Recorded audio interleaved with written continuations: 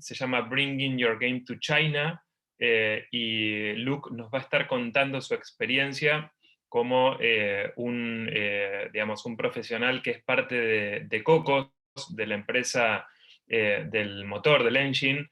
Hace unas semanas atrás también nos estuvo acompañando Antonio, que está por ahí.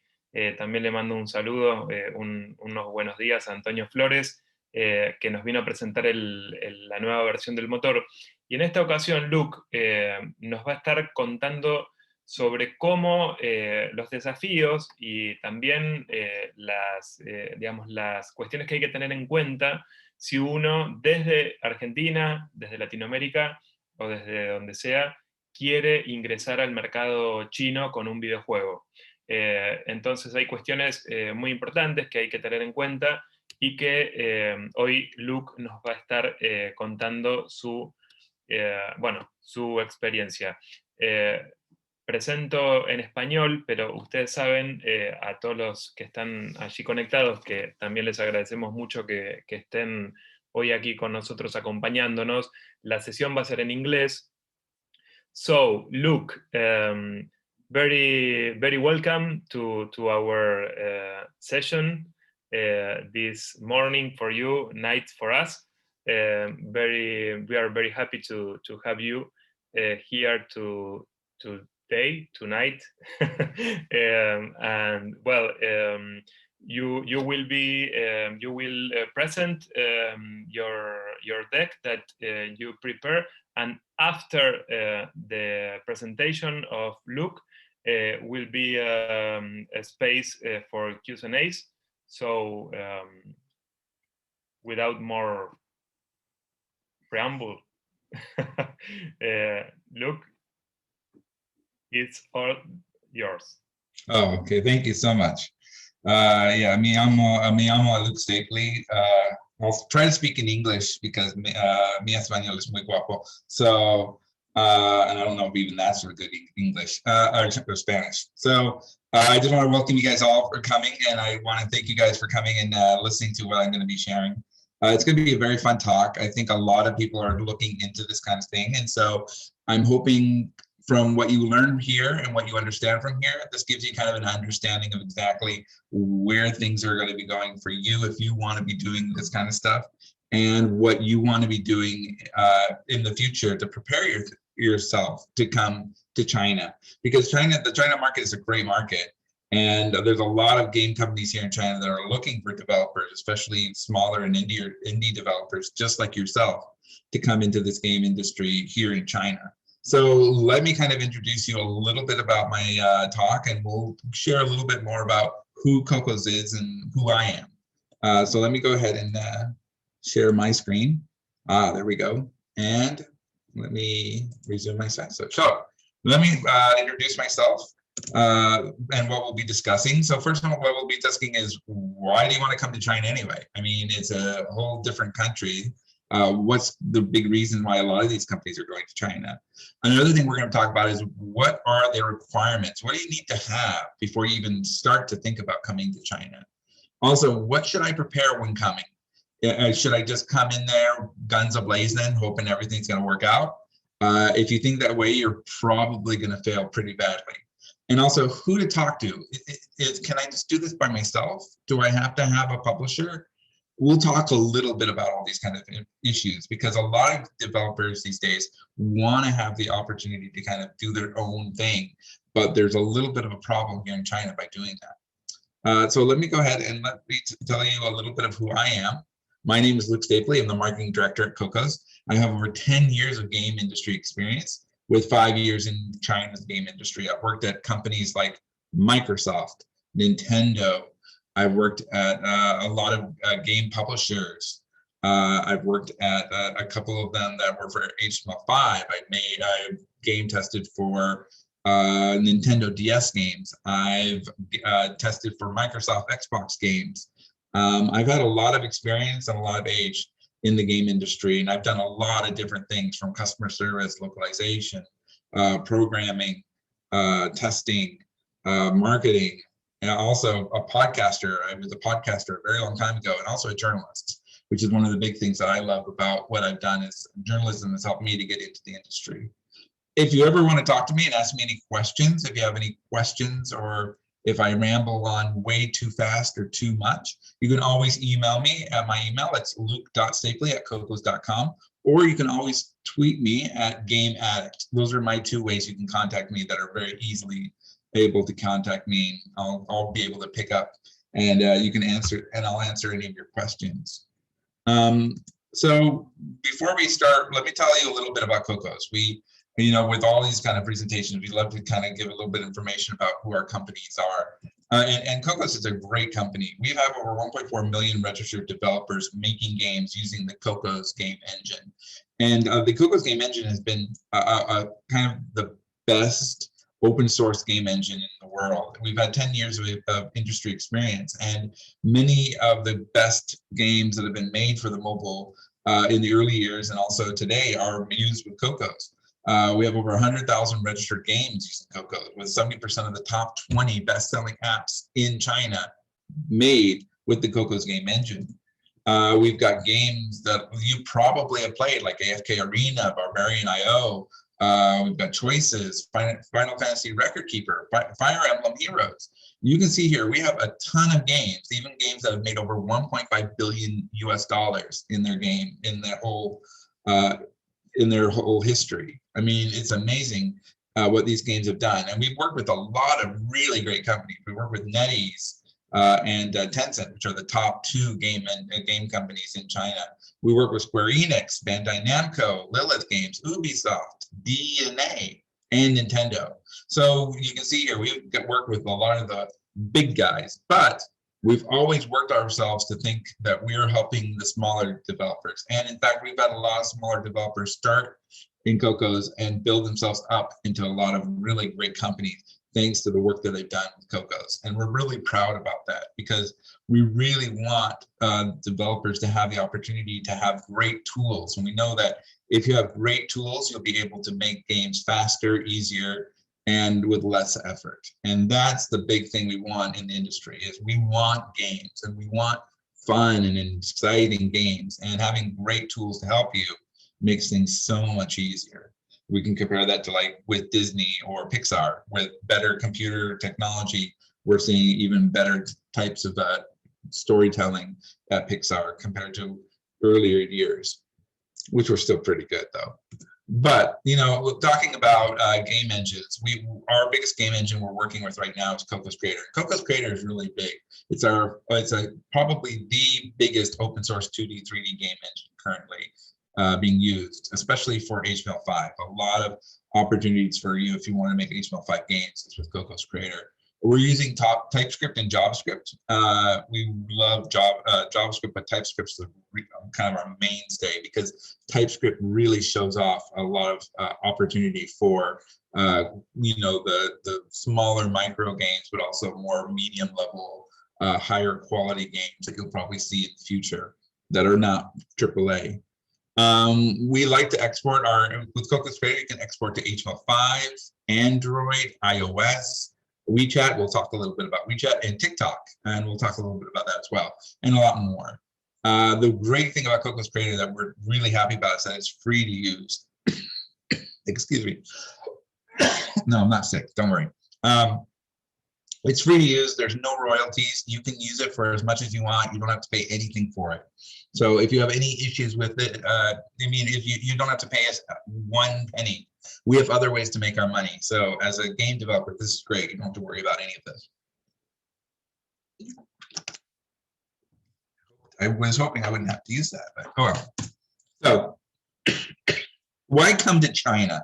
I mean, a lot of people want to come to China when they hear things about China. They hear a lot of stories about these huge numbers. I mean, and you can think about, I'm looking at these numbers right now, we're 209 billion renminbi in sales last year. That's about 32 billion US dollars here in China.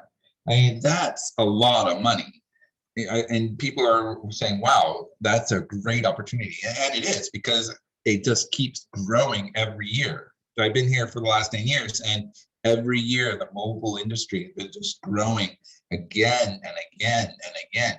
We have 882 million cell phone users. That's about currently almost over half of every person here in China has a cell phone. And that's just an opportunity for them to be playing games. We also have new opportunities with consoles starting to open up in the country, not the company, the country. I apologize. In the country, I mean, you're seeing now PlayStation 5 is out, just came out and is sold out here in China. Nintendo Switch has been doing amazing here in China with its release and its work with Tencent. And Microsoft's been doing some stuff as well. And so we're seeing a lot of opportunity for developers to want to come here. Also, we're not even talking about esports. I mean, esports here in China, in Asia has been growing rapidly, especially in Southeast Asia. But in China, there's a lot of esport opportunity. So, I mean, you can see all these great opportunities. So a lot of you probably thinking, wow, with all of this happening right now, this is great. I got to come to China. And we're welcome to help you to come to China. But there's a lot of difficulties and a lot of setbacks that could happen. And we really want you to understand that. If I want to go back and look at some of the gamers in China, we can see here that like 80% of gamers are watching live streams. They're playing, 70% are esport gamers.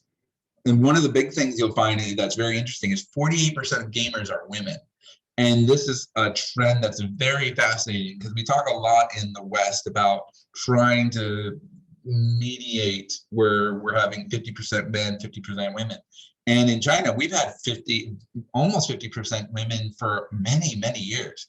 And that's one of the great things is we've had opportunities not only for like male-based games, but also there've been a lot of female-based games. And there's also been a lot of other games that have worked out really well in China. So, you know, I think that's one of the great things about this place is that as long as you're making a great game, you're going to find an opportunity.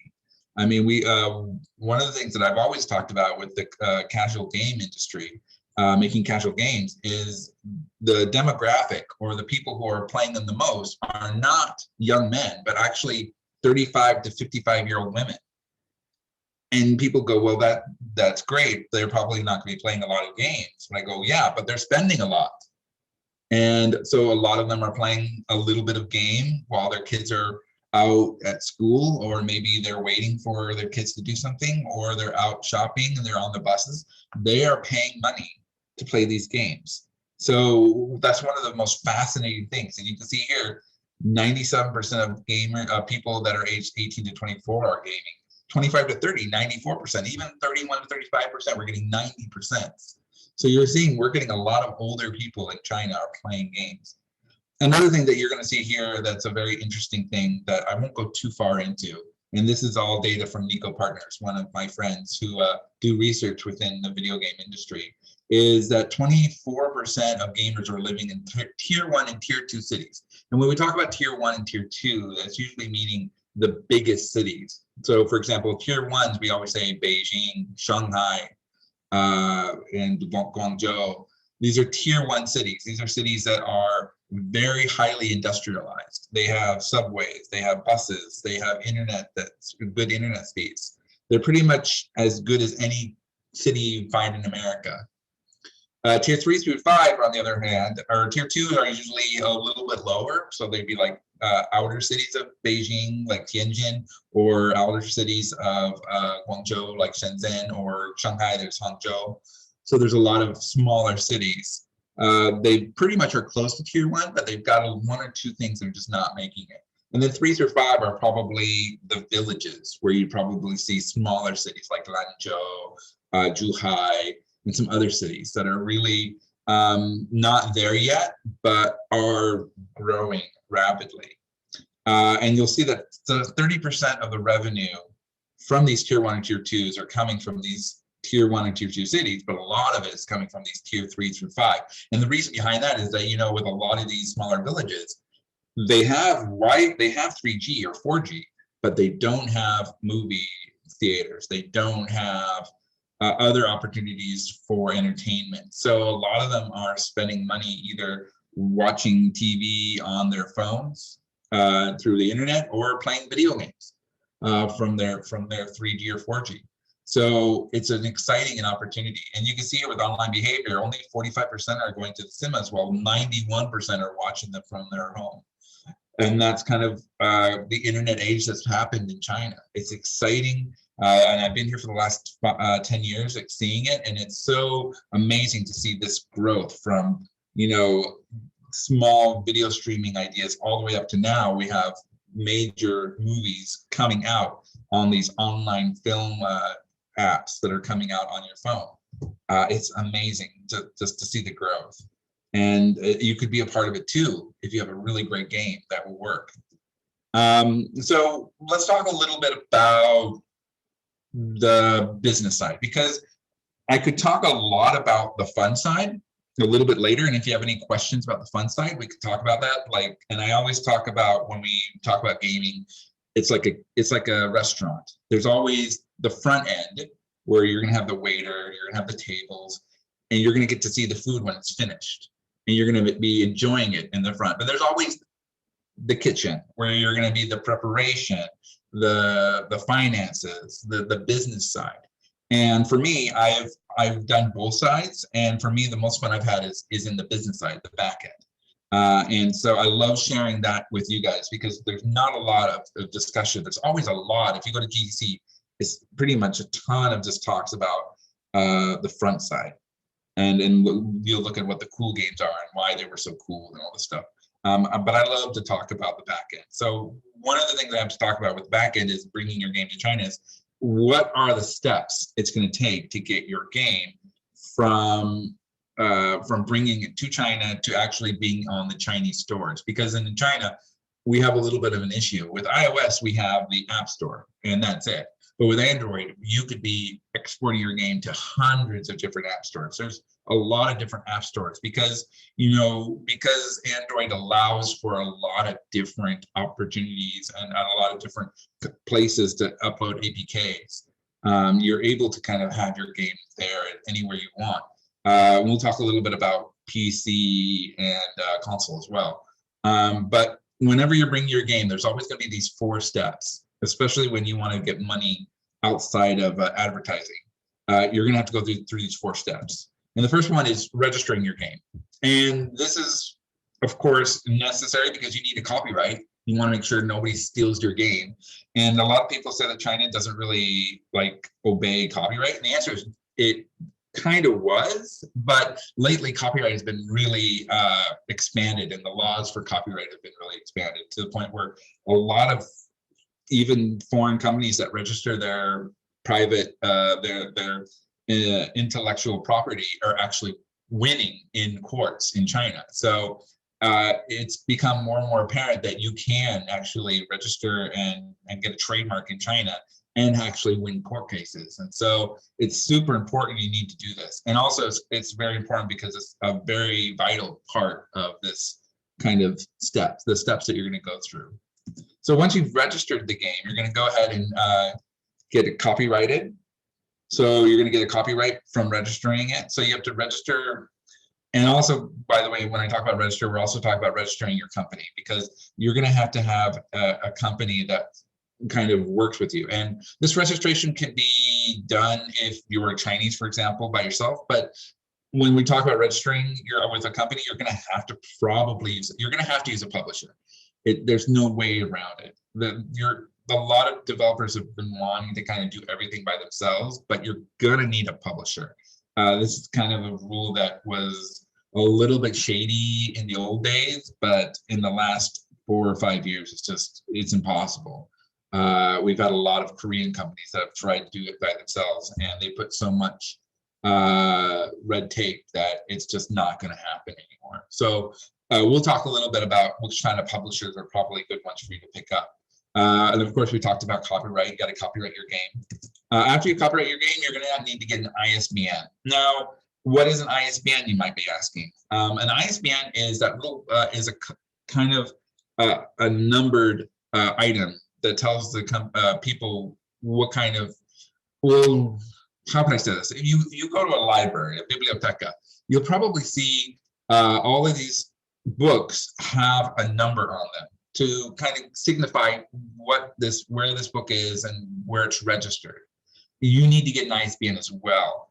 The problem with China is that with this ISBN, there's a lot of rules and regulations about what is okay with an ISBN. So you're going to have a lot, instead of like in America, for example, with there really isn't, and all you need is an ESRB for most publishers to sell their game, which, by the way, is not really needed as well.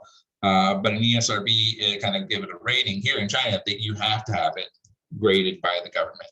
If it is not, then it could be illegally seized, and all revenue made from that game can also be seized. So you need an ISBN. And so to do that, you're going to have to give your game and give a lot of information. And I'll give a whole big thing about this in a minute or two. But then after ISBN, you'll have to deliver it. And the delivery can be dependent upon a game store. It could be dependent upon actually physical copies, or it could be in another way. We have physical copies, a app store, or maybe a store like Steam or Epic Games Store. So those kinds of places we'll talk a little bit about as well. And then after that, you can go ahead and start making your money from your game. So just 4 easy steps with a lot of information about each one. So let's talk a little bit about each one.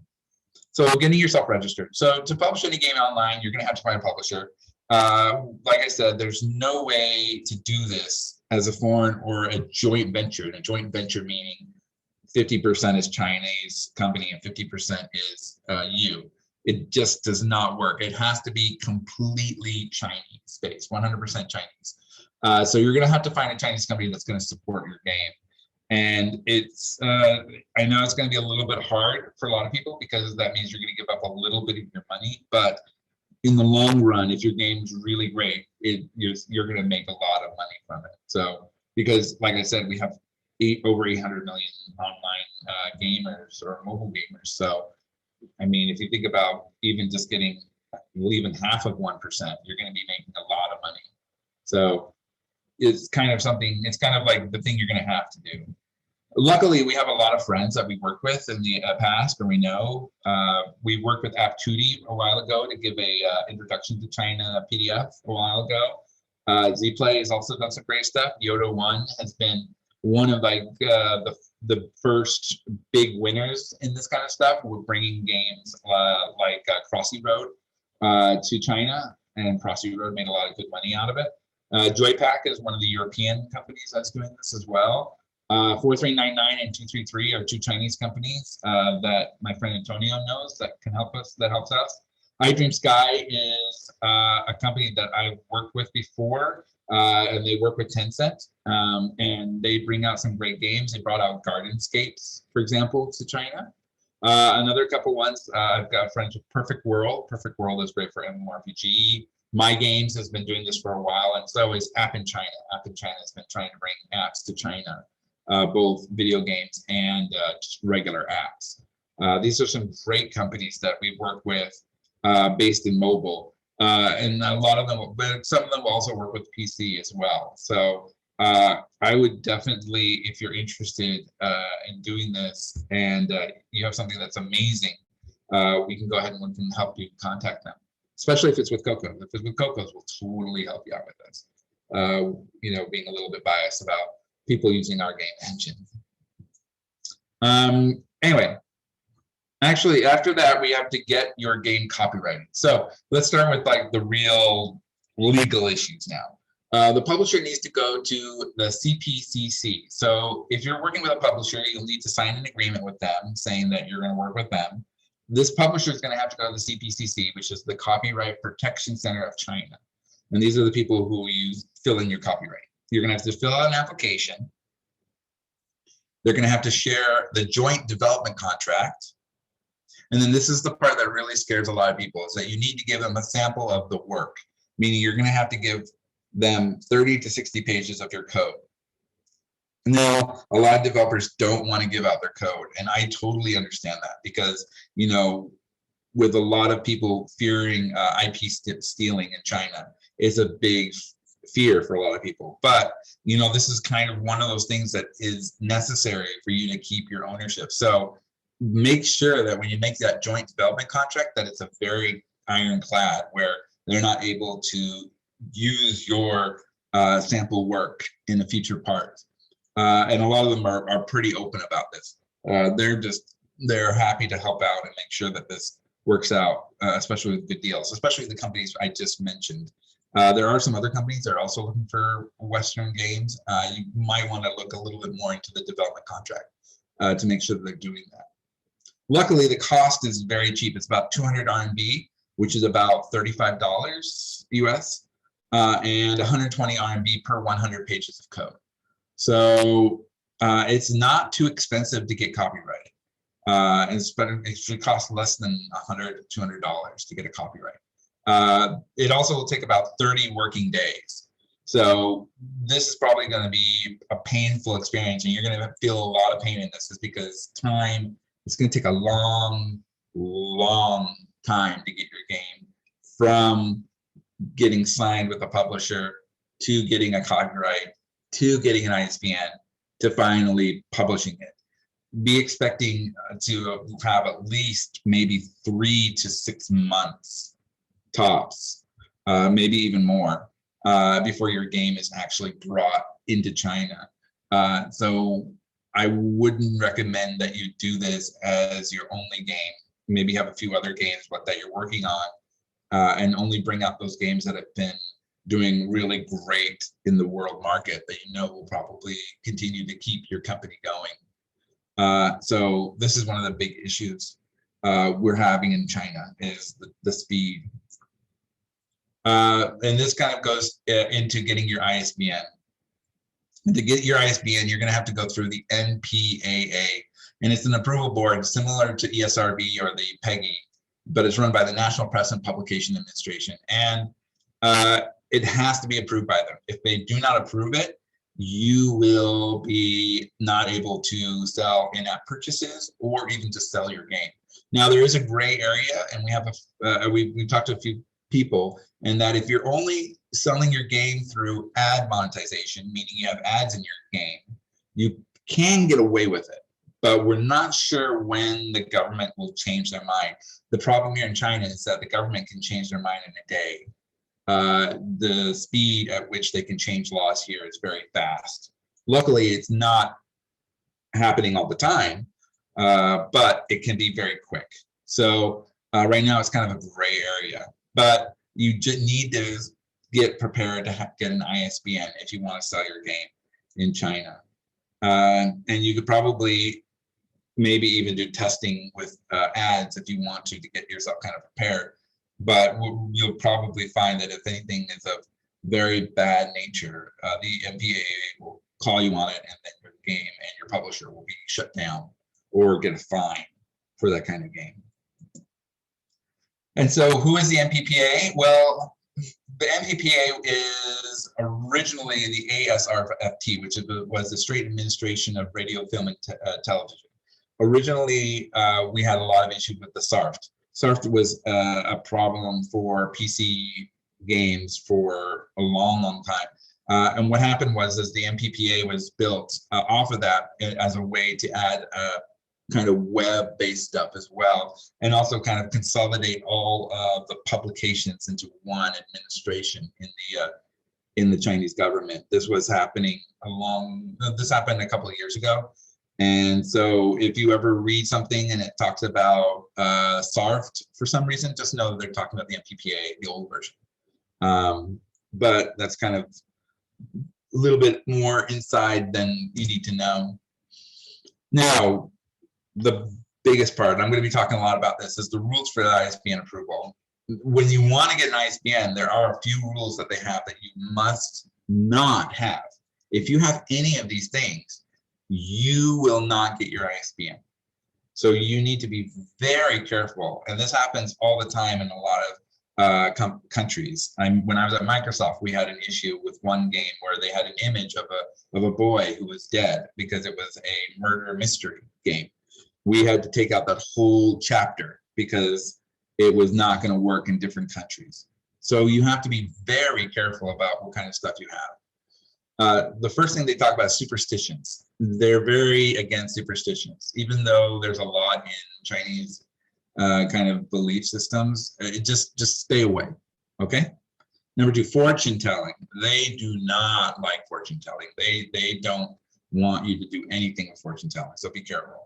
Harem fighting. Now, this one's a little bit weird because you probably don't know what harem fighting is. In Chinese history, a lot of these emperors would have their wives, but then they'd also have concubines, which were like extra girls on the side.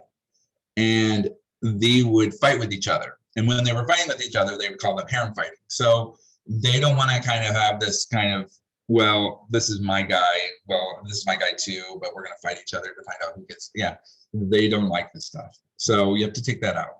Next is political maneuvering.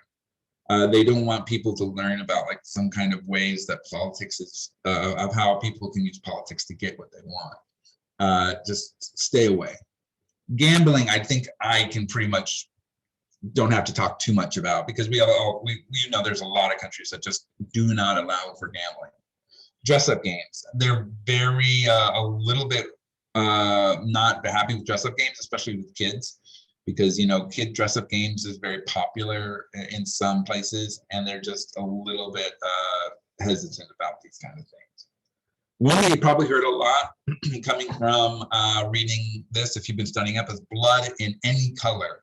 Originally, especially for example in Japan, blood was not appropriate for the longest of time. So if you played, like, for example, Resident Evil games, you would see that the blood, you could change the blood from red to green to blue. And the idea was that you would be able to, if you changed it to green, it was not real blood, it was some other blood. Or if it was blue, you could say, oh, sweat, he's just sweating a lot. Well, blue was working for a while. The government finally said, no, even sweat doesn't even work. So no blood, no sweat, nothing that could be assumed to be blood. So you have to be very careful about it. Another one is corpses that don't quickly disappear. Like, they're fine with you having a corpse, but it needs to go away. Kind of like what you see with a lot of older games. They don't want this to be there. They find that to be a little bit weird. Such as like Bones. Bones is just a very kind of a traditional thing that they don't want. It's a very not very good. And I wish I could tell you more about why, but I can't. Also, marriage with minors, and I think this is pretty self-explanatory. A lot of games would allow you to marry other people, but if they're under the marriage age, they don't want that. That's weird. And also loot boxes without odds and limits. So this was coming up a long time ago. We've had this issue with people who are gambling or spending too much money in games. So the government has been cracking down on that in the last few years. So one of the ways they've been doing that is, for example, you must have, if you have loot boxes, you have to tell them what percentage chance do they have to win the best item. And this has kind of helped to give people an idea of like how good it is. And you can see with a lot of games nowadays, you'll see now a lot of the loot boxes will have percentages of different items that you could win, like 1% chance to get this, 5% chance to get one of these. So this has been I think this has actually been a beneficial part of the industry. Also, for kids, they don't want kids to be spending tons of money on loot boxes, and so they have limits of how many times you can purchase a loot box per month or per week or per day to help kind of stifle kind of people spending too much money all the time.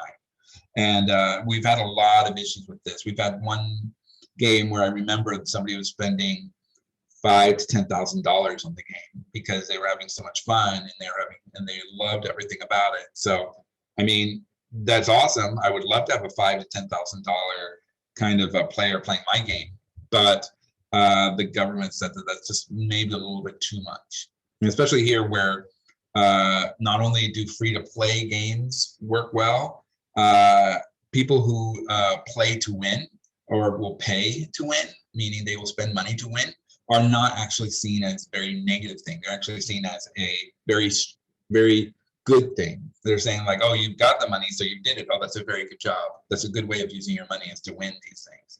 So it's a little bit backwards from what you would see where it's more skill to win, which is what we in the West are very into, is we like skill to win. Here, paying to win is not a big issue. And so a lot of people are just spending oodles of cash, and they just don't want that anymore. So you may see some limits in your game for your loot boxes. And then to make sure that all of these things are working for you and you've been with your developer, is make sure you're working with the publisher and talk with them and find out like which things you need to fix, and have a good talk with them. And usually with a lot of these publishers who are working with the foreign games, they'll have an ISBN approval person, a person who's been trained to learn about like what things to look for to make sure there's no issues. And be prepared, you may have to do a lot of art changes and a lot of like text change, talk what you say in your games. So be prepared to have all that stuff prepared and ready to go before we actually send out the game to the NPAA. So what do you have to give to the NPAA? Here we go. Here are the 8 things you have to send to them. Number 1, the application form. Easy. Number 2, the copy of the copyright. Easy. Number 3, the publisher needs to send their business license and also other materials. For example, if they're going to be selling it through if they're going to be doing an online game, they need to also show that they are accepted to do online gaming. There's an online gaming license that you need to have. But that's kind of one of the other things. Next is screenshots. You need to show screenshots in color of core gameplay with a minimum of 10 images. They want to see what the game's going to look like. They want to see what the main menu looks like. They would like to see what the title screen looks like. They want to see your inventory menus, things like that. They want to see everything. Next, they also want to see what is your anti-addiction information. So if you have an online multiplayer game, they want to know what you're doing for anti-addiction. And there are 3 different levels. There are, actually, I think there's 4. There's very young kids, teenagers, older teenagers, and adults. And each of them have different addiction levels and have different ways of doing it. And they want to make sure that each of them have their own qualified. And they want to have access to that game to be able to play with each one. They also want all of the text from the game. Every word in your game they want to review. I know it sounds very crazy, but they want it all. So you're going to have to give them an Excel sheet. So be prepared. You're going to have to fill out a lot of, if you have a lot of text in your game, you're going to have to fill out everything. And they want to make sure everything is correct and doesn't have one shred of bad stuff. Also, they do not, if it's not a score or like a live meter, they want all of the numbers to be read out in Chinese. In Chinese, they have different way of writing out numbers. So be prepared. Your publisher will be able to check on this, but it's going to take a while and you may do a lot of revisions. Next, they want 3 testing versions of the game. So if you want to test your game out, they want to make sure you have 3 versions. So if it's like a Nintendo Switch game, you're going to have to give them 3 demo versions of the game, or 3 cassettes. Or if it's a mobile game, you need to make sure that you have an APK that could be installed on 3 different phones. One of the weird things is also if it is something that needs like special equipment or hardware, you need to send 3 parts of that equipment. So, for example, if it's a VR game, you need to send 3 VR sets with that allow them to play the game with VR, and probably the computers that are required to play with it. So they will send it back, but you have to send the whole thing with them. So it's that's probably why a lot of VR games don't really get approved by the NPAA here.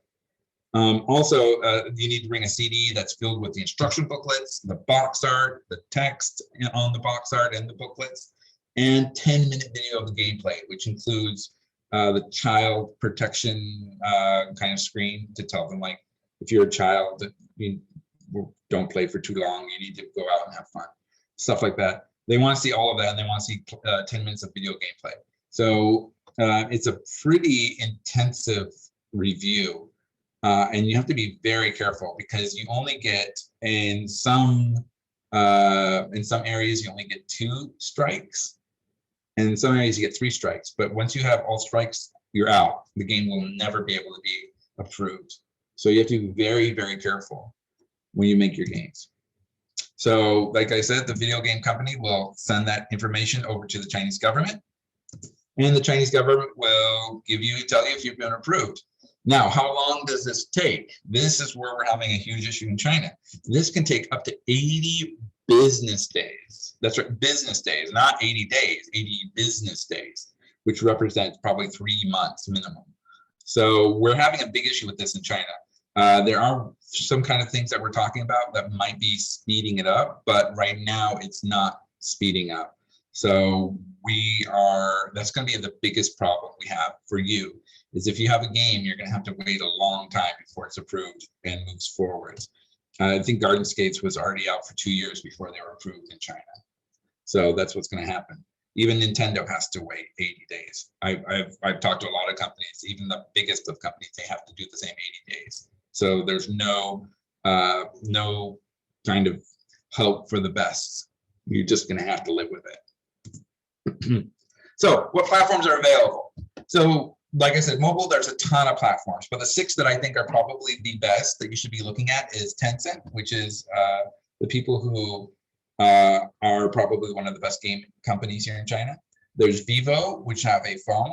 There's Oppo Market, which is another phone, the Oppo phone. Xiaomi, the Xiaomi phones, it's theirs.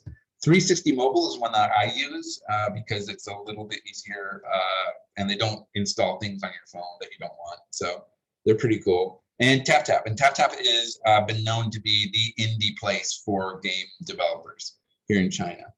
So they're very open to stuff like this. For the PC, we have the Epic Game Store. We also have Steam, kind of. We'll see how that goes. We have Sunquo, WePlay, which is the Tencent version of Steam, 3M Game, and Haybox. For HTML5, we have a few really good places. 4399 is really great. The play online on your browser, some case, also another one.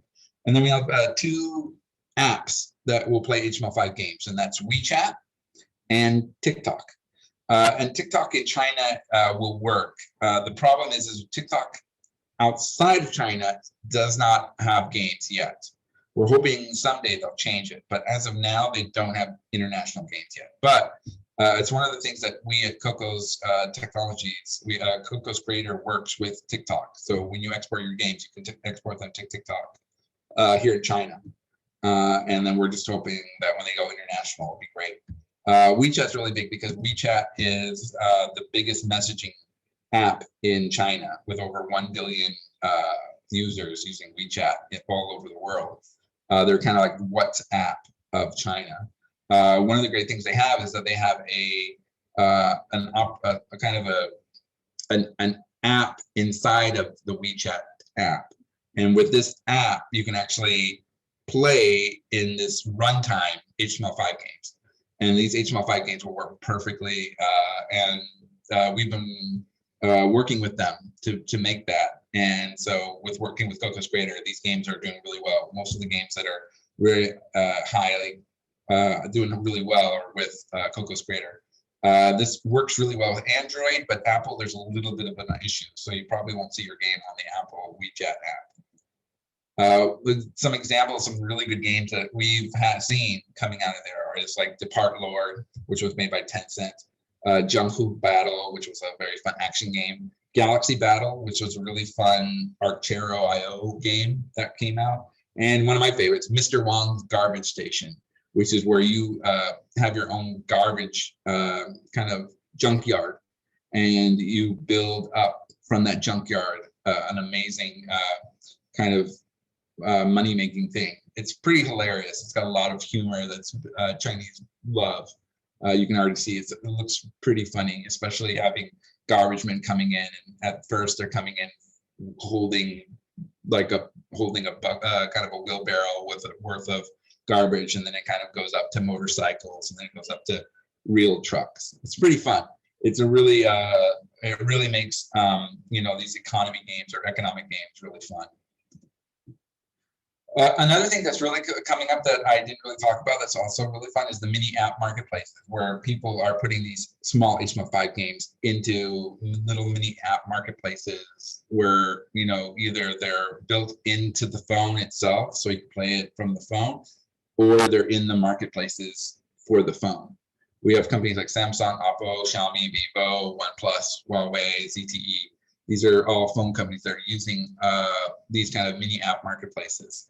And it's an opportunity if you're an HTML5 developer to actually get your games into different phones. And we've had a lot of really big success with that. And that's because we've been using something we call Coco's Play. And it's kind of what we've done with Wechat. And with Wechat, we were able to bring about an environment inside the app that allowed you to play HTML5 games. And we've taken that same environment and we've built it up so that other app developers can make can add an SDK with Coco's Play and then have these HTML5 games in their app. And we've done this with, like, for example, with these phone companies, like I showed before, but we also do it with other app companies. So it's an amazing opportunity here in China with HTML5 that we're really excited about. But I mean, like I said, there's a lot of great opportunities, but there's a lot of steps to get you there. And if you want to go for it, you can really go for it. So for final thoughts, give me a break for 1 second. Wow, that's bad. There are opportunities, but you need to do your research. You really need to talk to these developers or these publishers. Really need to get to know them. See if your game really works with the kind of things that they're looking for.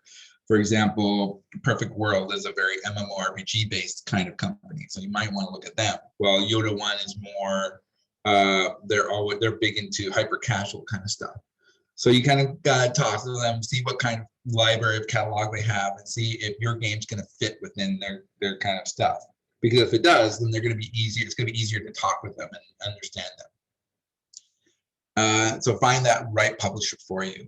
Also, get prepared to localize. I mean, that's one of the biggest problems here in China is, and I think this is with every country, is when you bring it from one country to another country, people don't change. They just think, oh, I'll just translate it into the other country, other language, and that's it. No, there's a lot of things that go on. Nintendo, for example, is very good at that. If you look at their Paper Mario series, they've done an amazing job of translating the puns and the humor of the story in Japanese into English and using English idioms and English jokes to kind of get a different version of it that works for the westernized market.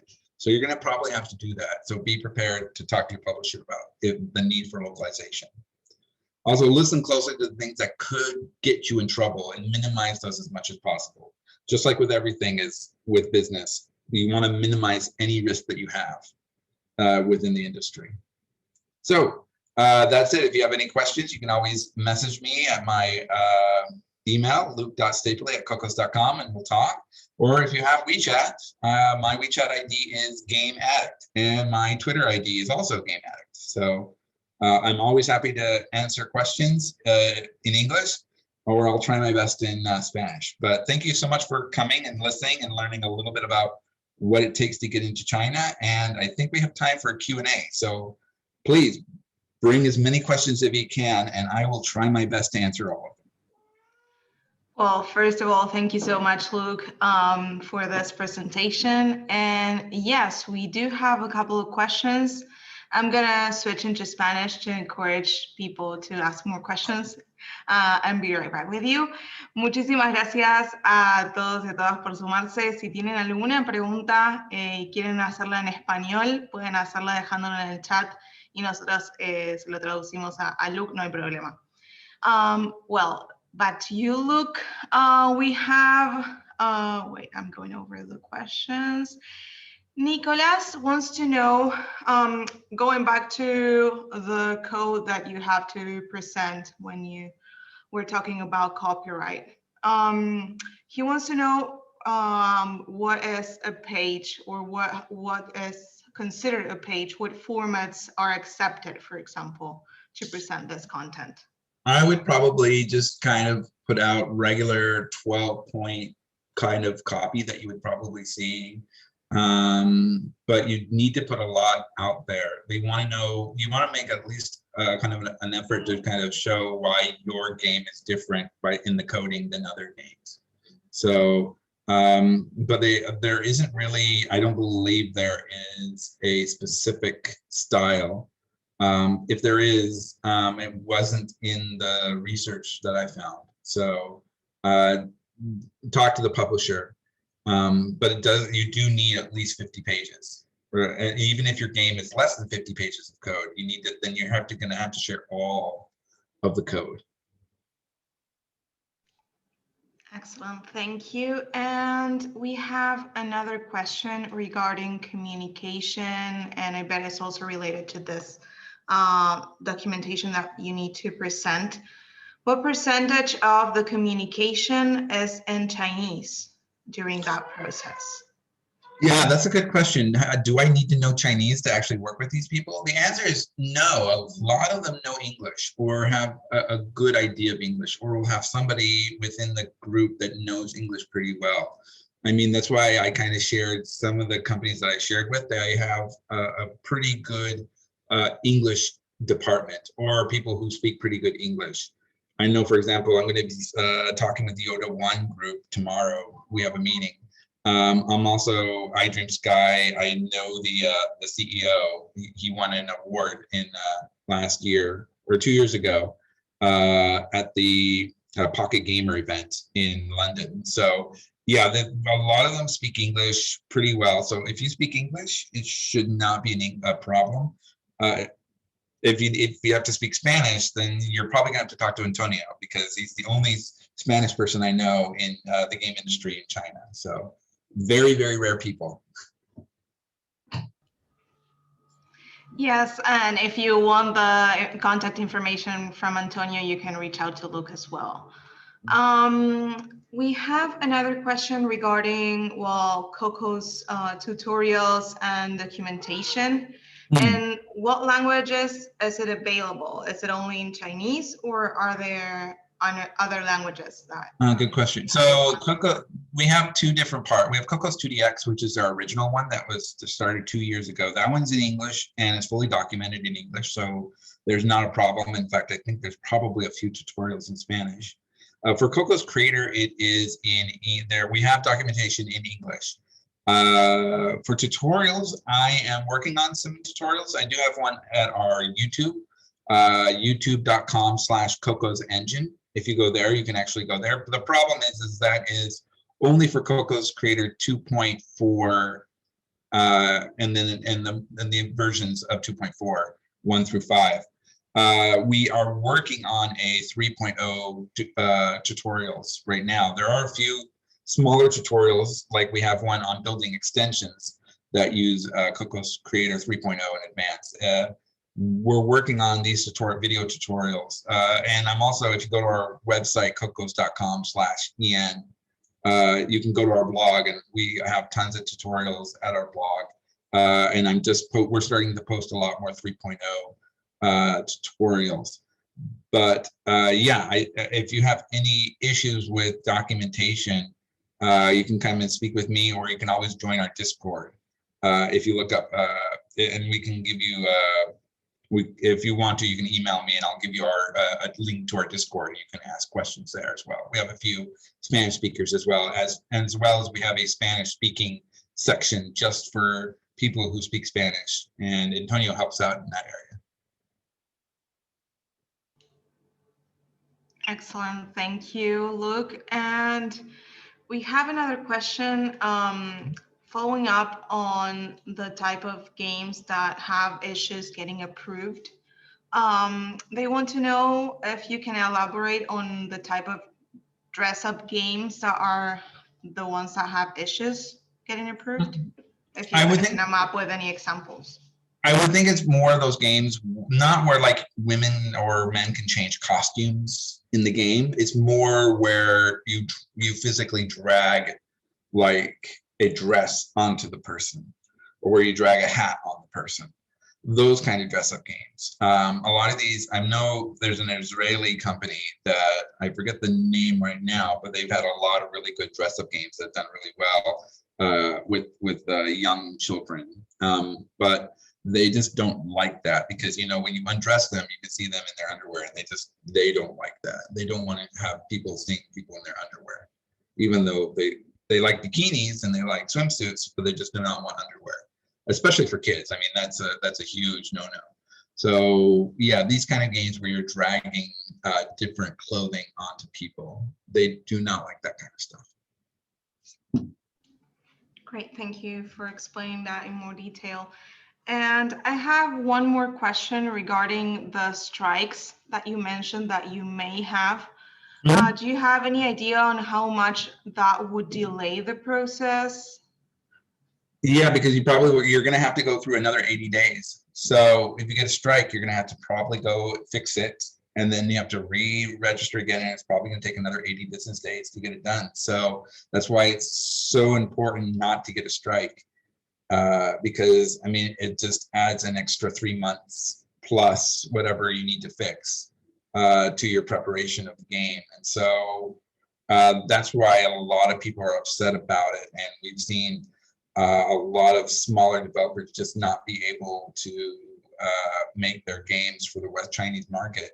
That's why, like I said, these publishers that I'm working with, they're working with very high, big companies like Playrix or the people who make Crossy Roads, where these are pretty big companies that have a lot of time and opportunity. So that's why I say, when you make a game, make sure your game is extremely popular. We've had a lot of games that are come out from the West that have tried. I even talked to Peter Molyneux. He had a game that came in China, and it just fails because you have to have a game that is extremely popular among all different cultures. If it's just popular in Germany, but it's not so popular in America, but it's very popular in New Zealand, it's just not going to work. It has to be something that's hitting very good goals in every country. And your publishers are going to be asking you that. They're going to be asking a lot of things like, well, how many downloads do you get per month from these different countries? So you need to kind of be on the ball to make sure that you can kind of show it off. That doesn't mean that if your game is like new and probably doesn't have anything, that they won't be interested. I mean, there's a lot of really amazing games that, like, from first sight, they just love and they'll pick up. But be prepared. They're going to be looking for some really amazing games to make up all the time it takes for them to get it into China. Thank you. And I know that we're a little over time, so I wanted to know if it's okay if we have time for one more question. Yeah, any questions you guys have, I'll answer them. I'm here for until we pretty much, we're done, so. Thank you so much, Luke. And well, Micah has something to say about that as well, apparently. Yeah. So going back to the strikes, do those affect the developers or the studio reputation in any way? No, they're just, they do not. So you don't have to worry. They don't kind of, the only time there'll be a problem is, the only time I've ever heard there was a problem was that they got approved, but then they started adding items that were not approved, and then the MPAA had come in and tell them to take it off their game. So just be a little bit careful, especially when you do events. Make sure that your events are going to kind of stick with approved ideas, because we don't want to have your game approved and then broken. A lot of game companies here, what they'll do is they'll probably make a 3-month kind of quality game if they're going to be doing this kind of season play. They'll do 1 season of play, and then while the game is being checked by the Isbn, they'll start working on the season 2 of the game, so that when it's out, they'll already be a little bit ahead of the game. But they don't want to go too far, because if the game just doesn't work, we've seen games that have been up. For example, I was at a company and we had a game up for about 2 months, and then we closed it down because we just couldn't get people playing. So they don't want to put too much kind of effort into it where the game just fails. Yeah, makes sense. Well, that was the last of our questions. Thank you so much, Luke, for your time. And I know it's super early in the morning, so thanks again. And thanks everyone for joining us. Yeah, it's great to be here, and it's great to talk to you. Thanks a lot, Luke, for your time and for sharing with us all this information. Very useful. Thank you. Not a problem. I hope to be here again and share something else fun. Yeah, we look forward to seeing you soon. Now we're going to share more details about our next session that's coming up. So yeah, that's what we're seeing on screen. We're going to switch to Spanish for a bit here. Bueno, los esperamos a todos el próximo jueves, la semana que viene, a las 6 de la tarde, hora de Argentina, para continuar con el ciclo de webinars. Nos va a estar visitando Nicolás Crespos, que es el presidente de DEVA, que es una de las instituciones que están representando al deporte electrónico acá en nuestro país, y nos viene a contar sobre cómo, digamos, qué ingredientes tiene que tener un juego para transformarse en un eSport. Entre otras cuestiones, va a girar en torno a eso la presentación de Nicolás el próximo jueves. Están todos invitados. Bueno, ¿algo más, Flor, que nos hayamos olvidado? No, creo que cubrimos todo. Estamos súper bien con el horario. A mi coequiper Flor por estar ahí y bancar la parada siempre. Un abrazo, Luke. Again, thanks a lot. And muchas gracias a todos por habernos acompañado hoy. Que sigan muy bien. Bye, Luke. A pleasure. Bye bye.